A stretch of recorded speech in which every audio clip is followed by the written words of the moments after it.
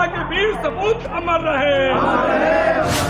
उन्होंने भी इस बात को स्वीकार किया, लेकिन दुर्भाग्य, इसलिए बहुत उचित होगा कि अहीरों को समुचित सम्मान देने के लिए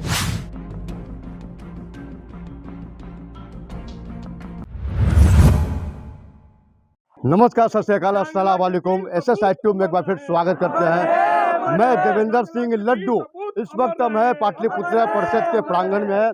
संसद में अहीर रेजिमेंट की उठी मांग के समर्थन में तमाम लोग हैं अहीर समाज के। इसके पहले मैं आपको जानकारी देना चाहता हूं, भोजपुरी के बहुत बड़े अभिनेता सांसद गोरखपुर के दिनेश लाल यादव निरहुआ ने भी संसद भवन में अहीर समाज को रेजिमेंट में दर्जा देने के लिए मांग की है, क्योंकि चीनी सेना से अगर जंग जीतना है तो अहीर समाज को उस जंग में साथ में रेजिमेंट में शामिल करना ही बहुत ही बड़कपन है। हम तमाम चीज़ों से अवगत होते हैं कि काफ़ी संख्या में लोग अहीर समाज के लोग बिहार यदुवंशी चेतना मंच की ओर से जो पार्लियामेंट में लगातार परिचर्चा भी चल रही है अहीर रेजिमेंट के निर्माण को लेकर, ये आज़ादी से ही चल रही है, लेकिन इस समय माननीय यशस्वी प्रधानमंत्री के नेतृत्व में और खासकर भी विगत वर्षों में ही जो अपने रक्षा मंत्री राजनाथ सिंह जी ने अहीर धाम घोषणा करके ये समर्थन जाहिर किया है कि अहीर रेजिमेंट यथाशीघ्र बनने जा रही है।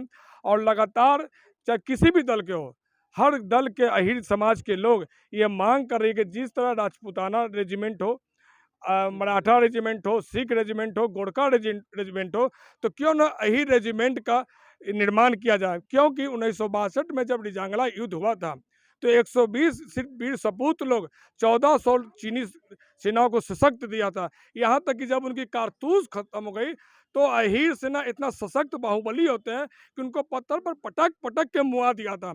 इस बात का घोता कि अहीर सेना अपने आप में कितना संबल और कितना सशक्त है। तो पार्लियामेंट में पुनः चर्चा का विषय है।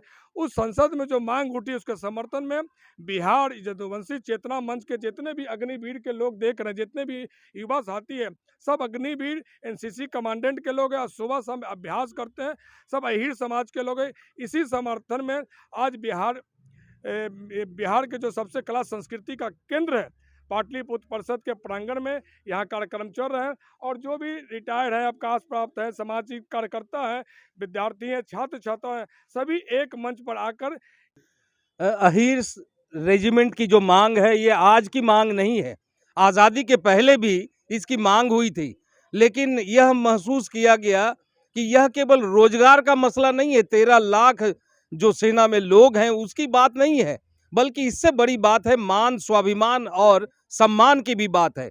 और अहीर समाज का जो योगदान रहा है, जैसे मैंने बताया 1857 से लेके प्रथम विश्व युद्ध या फिर द्वितीय विश्व युद्ध या उसके बाद 1948 में बडगाम या कारगिल तक, मैं कहता हूं 1962 की चर्चा, 67 की चर्चा इन्होंने की, लेकिन मैं कह रहा हूं कि 1999 के कारगिल युद्ध तक हमारा जो शौर्य था वह संदेह से परे रहा है।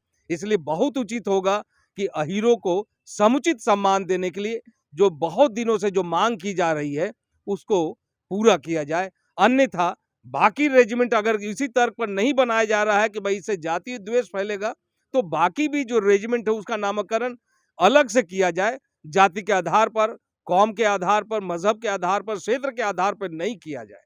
बहुत बहुत धन्यवाद देवेंद्र जी, एक और बहुत महत्वपूर्ण बात मैं बता दूं कि जो भी रेजिमेंट की चर्चा हो रही है उस रेजिमेंट में करीबन 14% से 16% अहीर समाज के लोग हैं।